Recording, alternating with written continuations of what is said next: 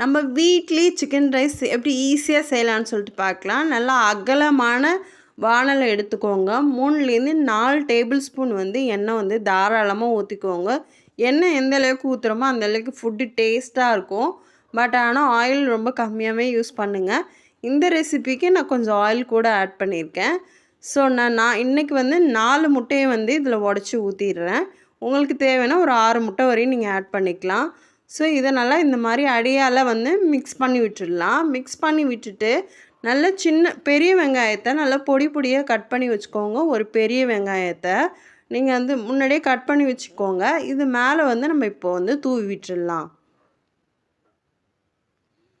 இதுக்கு மேலே கருவேப்பிலையும் நான் கொஞ்சோண்டு போட்டிருக்கேன் ஃப்ளேவருக்காக. உங்களுக்கு வேணுன்னா ஆட் பண்ணிக்கோங்க, இல்லைன்னா விட்டுடலாம்.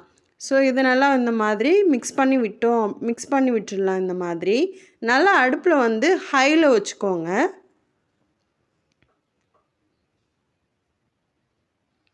நல்லா வந்து இந்த மாதிரி மிக்ஸ் பண்ணி விட்டாச்சு. இப்போது 1/4 டேபிள் ஸ்பூன் மஞ்சள்தூள் ஆட் பண்ணியிருக்கேன். 1 டேபிள் ஸ்பூன் வந்து நார்மல் சில்லி பவுடர் ஆட் பண்ணிக்கிறேன். இது கூட நான் சிக்கன் மசாலாவும் ஆட் பண்ணியிருக்கேன் 1 டேபிள் ஸ்பூன் அளவுக்கு. உங்களுக்கு வேணும்னா நீங்கள் சிக்கன் மசாலா ஆட் பண்ணிக்கலாம். அதோடய ஃப்ளேவர் வந்து எனக்கு பிடிச்சிருக்குங்கனால நான் அதை வந்து ஆட் பண்ணியிருக்கேன். உங்களுக்கு வேணும் அப்படின்னா ஆட் பண்ணிக்கோங்க, வேணாம் அப்படின்னா ஸ்கிப் பண்ணிவிடுங்க. ஸோ இதை போட்டுட்டு நல்லா இந்த மாதிரி வறுத்து விட்டுடலாம்.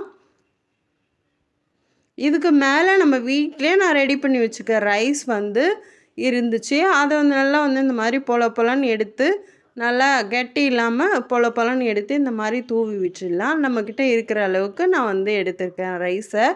அதை வந்து மேலே போட்டுடலாம். போட்டுட்டு இதில் 1 டேபிள் ஸ்பூன் அளவுக்கு நான் வந்து சால்ட் வந்து ஆட் பண்ணியிருக்கேன், நைஸ் சால்ட்டு. ஆட் பண்ணிவிட்டு நல்லா அடுப்பை நல்லா ஹையில் வச்சுக்கோங்க.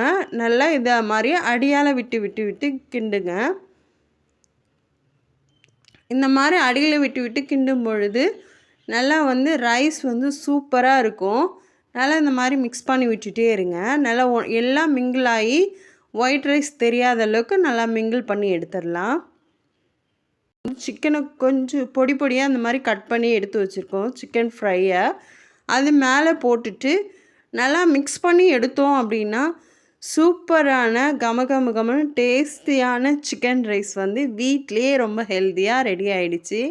கண்டிப்பாக நீங்களும் உங்கள் வீட்டில் இதே மெத்தடில் ட்ரை பண்ணி பாருங்கள். ட்ரை பண்ணி பார்த்துட்டு எப்படி இருந்ததுன்னு மறக்காமல் கமெண்ட் அண்ட் ஃபீட்பேக்ஸாக மறக்காமல் ஷேர் பண்ணுங்கள். நம்ம கவி சுப்ரீம் சமையல் சேனலை மறக்காமல் சப்ஸ்கிரைப் பண்ணிக்கோங்க. நான் இப்போ இந்த ரெசிபியை டேஸ்ட் பண்ணி பார்க்க போகிறேன். பாய்.